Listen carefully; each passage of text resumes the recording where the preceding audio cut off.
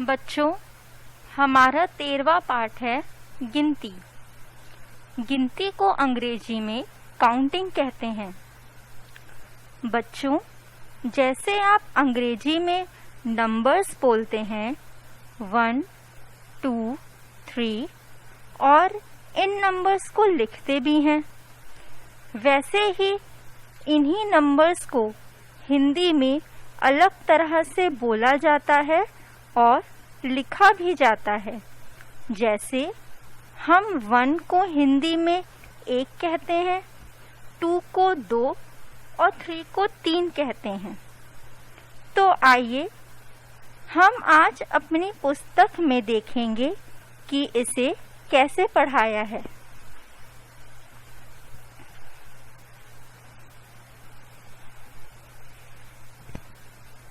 गिनती।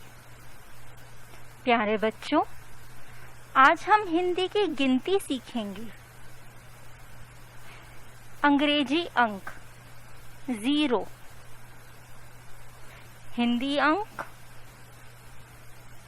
0, हिंदी शब्द 0, 1 1, 1, 2 2 2, 3 3 3, 4 4 4, 5 5 5, 6 6 6, 7 7 7, 8 8 8, 9 9 9, 10 10 10, 11 11 11, 12 12 12, 13 13 13, 14 14 14, 15 15 15, 16 16 16, 17 17 17, 18 18, 19 19 19, 20 20 20।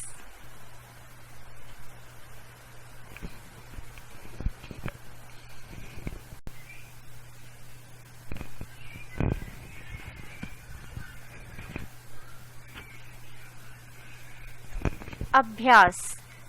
अभ्यास को अंग्रेजी में एक्सरसाइज कहते हैं।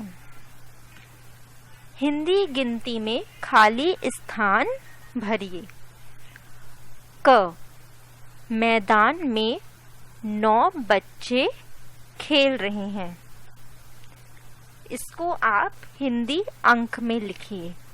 हिंदी अंक में 9 कैसा होता है, उसको आप यहाँ खाली स्थान में भरेंगे। ख, मेरे पास 5 फूल हैं। शब्दों में, इनको आप शब्दों में लिखेंगे कि 5 कैसे लिखा जाता है। ग, आसमान में 16 पतंग, आसमान में 17 पतंग उड़ रही हैं।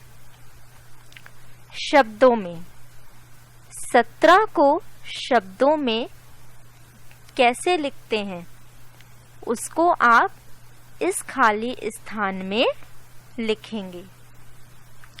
घ, पेड़ पर 13 आम लगे हैं। शब्दों में, शब्दों में 13 कैसे लिखते हैं, आप खाली स्थान में लिखेंगे।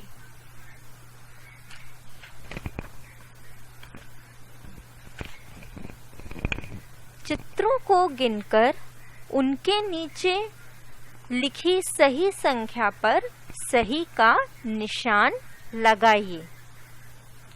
बच्चों, इस चित्र को देखो, इसमें कितनी चिड़ियां हैं? 4 या 5? चलो मैं गिनती हूँ। 1 2 3 4। इसमें 4 चिड़ियां हैं, तो आप 4 पर सही का चिन्ह लगाएंगे। बच्चों, इस चित्र को देखो, इस चित्र में कितनी किताबें हैं? 6 या 3? इस चित्र में 3 किताबें हैं। 1 2 3। तो आप 3 पर सही का चिन्ह लगाएंगे।